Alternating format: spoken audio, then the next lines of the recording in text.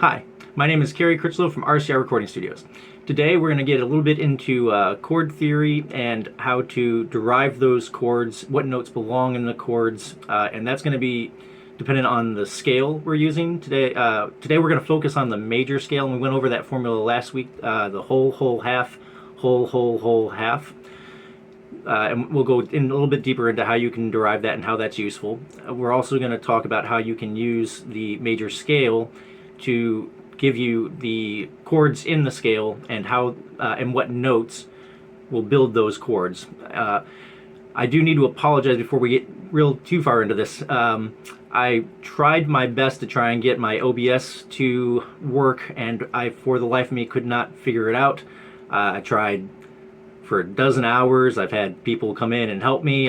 We cannot get it to work, and so unfortunately we're gonna have to do some creative workarounds in order to make this work, but I apologize. I'm gonna work on this in the future, and hopefully I'll be able to present a little bit more of a professional and presentation and give you better visual aids and things like that in the future. But for now, we're just gonna have to work with what we have to work with. So anyways, what we're going to first do is I'm going to show you how you can derive the whole scales I'm going to show you how you can derive the major scale formula.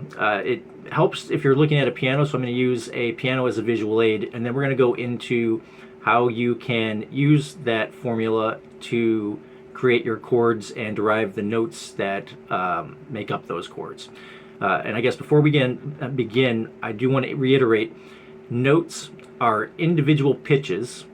Chords are a series of notes stacked on top of each other that will give you a chord. And so multiple notes played at the same time. So let's get into it. Okay, so this is a MIDI keyboard. Well, I'm using it as a MIDI keyboard. It's also just a keyboard. But you can see that it has white keys, black keys. Everybody's familiar with this concept. What you have is a pattern of a white key, and then a black key, white key, black key, white key, and then a white key. Then you have black key, white key, black key, white key, black key, white key, and then another white key. And that from here to here is a octave. So that's a C to a C, okay? So the C is the first white key below the two black keys, all right? So you have C, D, E, F, G, A, B, C. That is a C major scale, and that's using all the white keys. That's why C major is very popular, because you don't have to worry about any of the black keys at all when you're working with piano. What happens is that these are all whole notes and half steps, and you can see each of the intervals is a half step. So from here to here is a half step. From here to here is a whole step. So a half step up from C sharp, or from C, that's a C sharp. A whole step up from C is a D, all right? And we've already gone over the musical alphabet. It's A, B, C, D, E, F, and G. Those are all the notes that make up the whole scale, or the notes in music theory. And using those notes, we can also derive other notes from them. For instance, you go from a C to a C sharp, or you can have a C down to a half step. That's either a C flat, or you can just call it a B. And it's kind of depend on the key that you're in. So right now we're going to start with the C major scale, and we're going to use our major chord formula in order to figure out what notes should be in that C scale. So first we need to find our C note. That's our starting note, is C. So we know that we're going to be doing a C major scale, which means we're going to use our major scale formula, and we're going to go up a whole step to a D. We're going to go up one more whole step to an E. We're going to go up a half step to an F, and then we're going to go up a whole step to a G, another whole step to an A, one more whole step up to a B, and a half step up to C. All right, And so you can kind of start to see how this works out. If you were to say, want to figure out the key of D, we're going to use that same formula, whole, whole, half, whole, whole, whole, half. And we know our starting note is going to be D. And so we're going to start on D, and we're going to go up a whole step to an E. We're going to go up another whole step to an F sharp. Then we're going to go up a half step to a G. Another whole step to an A, one more whole step up to a B, another whole step up to a C sharp, and then a whole half step up to the D. And that's how we derive those formulas, or the majors. That's how we derive our major scale, is using that formula. And it works no matter what key you're starting in, or what note you're starting on. You can start on, for instance, a C, a D. You start on an F sharp. You can start on whichever note you want to, and you can use that formula to derive all the notes that belong in that scale. Okay, so we'll do one more example, and let's start on a kind of a weird, on a black key, just to make it a little bit more interesting. So we'll start on this E flat or a D sharp. Either is correct. We actually won't properly know what note this is until we actually go through the scale, but what we're going to do is we're going to start on this E flat. We're going to go up a whole step to an F, one more whole step to a G, a half step up to a flat, a whole step up to a B flat, a whole step up to a C, one more whole step up to the D, and then a half step back to our E flat. And you notice I used flats instead of sharps when I was going through that example. There's a reason for that, and I'm going to show you visually why certain keys make sense, or why it would make some sense to put this as an E flat as opposed to, say, a D sharp. Okay. Okay. So I told you we'd get into why we would call this an E flat instead of a D sharp, and so we're going to go over that very quickly. It's not super important. You're technically correct if this is you want to call this a D sharp. There's nothing wrong with that. But as we mentioned before, every letter has to be represented, and you can't use letters twice. And so what you'll start to run into is some weird notation, like double sharps and things like that. And so if we were to call this a D sharp, here's how your scale would go. You have yourself a D sharp, and then because you need an E to be after D, this, which is normally going to be called an F, is now called an E sharp. So D sharp to E sharp, that's our whole step. Then we have to go up another whole step. And so instead of calling this a G, we need an F represented. That's an F sharp. So this is actually going to be called an F double sharp. So it's not just an F sharp, it's an F double sharp. And then we need to call this a G sharp. So we have D sharp, E sharp, F double sharp, G sharp. Then we have an A sharp, a B sharp, and then a C double sharp, and then back to our D sharp. So in this key, we have two double sharps.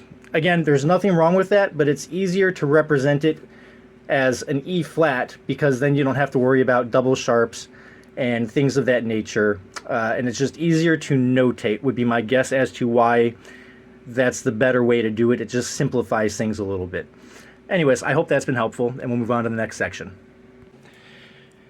All right, so again, I apologize that this is not the best probably way to do this, but we are going to go through our examples of how to relate this to chords and the theory within. So let's start from scratch here. So what we're going to do is we're going to create a Roman numeral count to 8. And this is another formula for a major scale. We have the first chord, or the first chord is going to be major. So we're going to make a Roman numeral 1, an uppercase Roman numeral 1. The second chord is always going to be minor in a major scale. And so we're going to do a minor 2. The third chord is always going to be minor again. So we're going to do a minor 3. So that's a 3 in Roman numerals. Then we're going to do a major 4, a major 5, a minor 6. This is technically a diminished 7, but minor for all intents and purposes.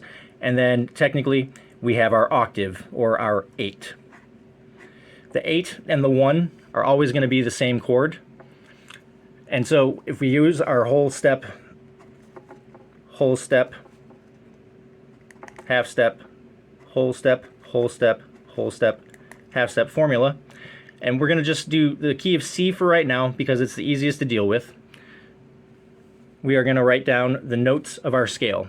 Now, I mentioned before there are rules that you need to follow, and the rules are as thus. You have to represent every number or every letter in the musical alphabet, and you cannot repeat letters. Okay? So if we know our starting letter, starting note is going to be C, we can write out C, and then we have D, E, F, G, A, B, and then come back to C again. All right? Now, we know for a fact, because we just went through this example on the piano, that there are no sharps or flats, so we don't have to worry about that right now. We just know that these are all natural notes. No sharps, no flats. All right?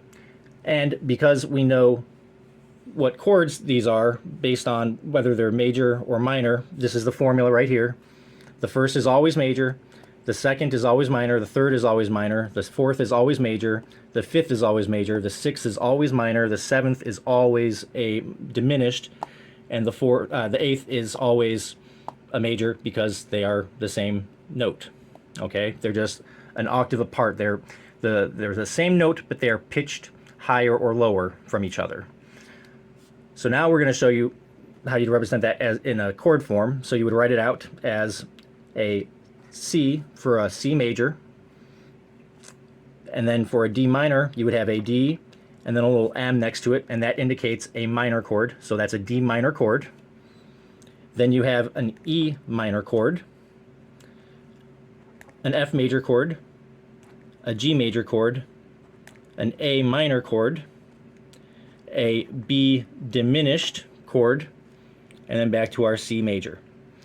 So this top row of notes, these are the individual notes, so we'll just write that in the margins here. These are the notes that make up the scale. These are the chords that make up the scale. All right? And this is the formula for every major scale on whether it's going to be a minor or a major. All right? Doesn't matter what key you're in, the 1 is always a major, the 2 is always a minor, etc. All right? If we want to figure out what notes make up this chord, for C for instance, so if we want to know what chords go into a C, what we can do is we can use another formula. And the formula is 1, 3, 5. We'll write that over here in the margins. 1, 3, 5. That is a major scale formula. And if we start numbering this, starting with C, C is our starting note, so we're going to start 1, 2, 3, 4, 5, and then we can keep going if we want, 6, 7, 8, etc. We need to figure out what the 1, 3, 5 starting on C is. Well, if C is our 1, our 3 is an E, and our 5 is a G, so that we know if we want to play a C major chord, our notes are going to be, for a C major chord, our notes are going to be C, E, and G. And I apologize for my penmanship. I know it's atrocious. Please bear with me. Okay. Conversely, let's say we want to know what an E minor, what chords go into an E minor. Well, we start our our 1 is going to be the E, and then we're going to just keep going. 2, 3, 4, 5, 6, etc. And we can figure out what the notes are in an E minor chord. They are the 1, 3, 5. So we have the E, we have a G, and we have a B.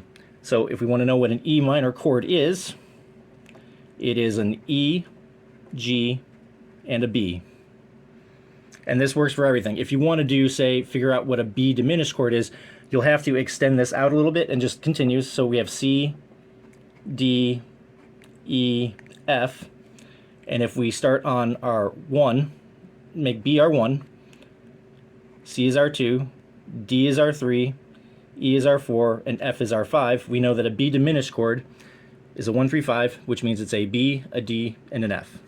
So to write out a B diminished chord, we have a B, D, and F. And that's how you can figure out any chord, whether it's supposed to be major or minor, and what notes are contained in that chord. It's a very easy way to determine how to figure things out. And you can derive all the information you need from this example right here.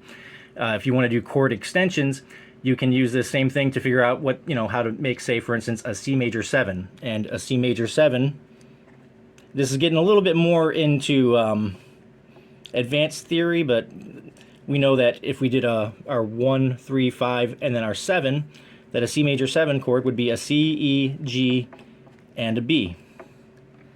All right? And so you can use this formula for extensions or getting different chord formulas. There are other formulas besides just majors and minors. There's suspendeds, there's diminished, there's augmented, there's all sorts of things, and we'll go into that in more detail later. But for right now, it's not super necessary. To create a fundamental song, you really only need to know a major and a minor scale, or a major and a minor chord. Everything else is just kind of dressing up the chord, making it a little fancier sounding, if you will. And that's great. You can. There's nothing wrong with that. It's very common, but you don't need to necessarily do that to make a basic pop song, if you will. All right.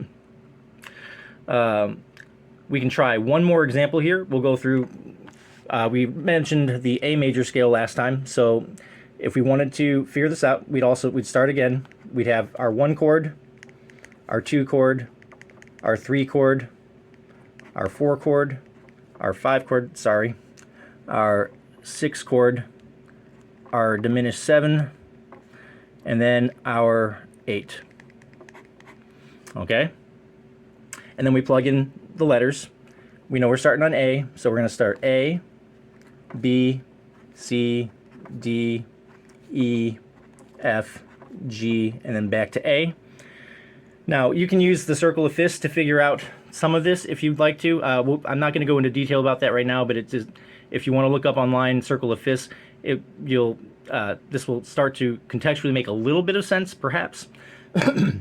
Maybe we'll cover that in a future video, but it's not super important to know right now. But when it comes to the key of A, we're going to use the same formula as we did before, this major scale formula. And if we want to go back to the piano to figure this out, we can. So we're going to start on an A.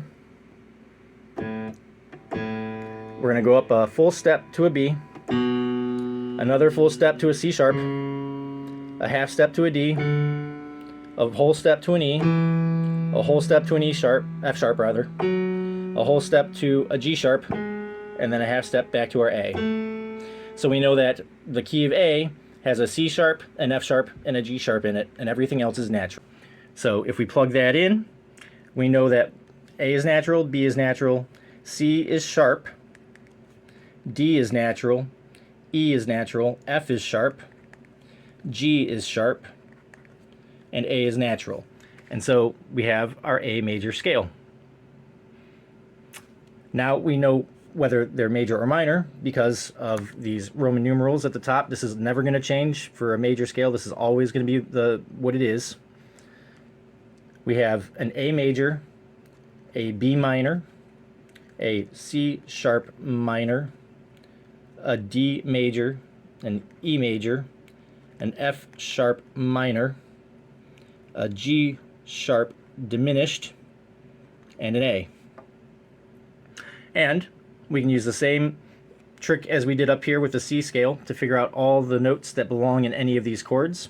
So if we want to, for instance, know what's in we'll say a C sharp minor chord, we just do a 1, 2, 3, 4, 5, and we can continue on if we want to figure out the extensions and that kind of thing. But we know that if we start on the C sharp is our first note, E is our third note, and G sharp is our fifth note. So the chords of a C sharp minor are C sharp, F sharp, sorry, C sharp, E, and G sharp. And that's how you do it. It's as simple as that. Now, as far as putting these chords together, essentially what you can do is take any of these that you want and put them in any order you want. So, for instance, we can do a 5, 1, 3, 4. And all that means, depending on the key that you're in, is that you're doing the fifth chord, the major fifth, the major first, the minor third, and then the major fourth. In the key of A, that would be an E major to an A to a C sharp minor to a D. In the key of C, that same chord progression would be a G to a C to an E minor to an F. And what that would kind of sound like, is a G to a C to an E minor to an F. And this is arbitrary. You can make as many combinations of this as you would like. You can put these chords in any order you want, and then you can just have them repeat. So you would just play through this chord progression, and then once you hit this chord here, you start over again and keep it going. And you can put, like I said, any order you want. I'm just arbitrarily doing this: a 1, 3, 6, 5. And you can try and play that chord progression and just see what it sounds like and if you like it. Now, what's beautiful is that once you have your chord progression, you know that any of the notes in the scale that you're working in are what you can play over that chord progression. So if you're in the key of A, no matter what chord progression you're using, these are the notes that you can use to form your melody, and they will all work in the context of that chord progression. None of them will be out of key, for instance. And that's how you would do it. And so you could arbitrarily start plugging in these note names over your chord progression. So to come back to our example, if we're in the key of C here, this is going to be a G, a C, an E minor, and an F.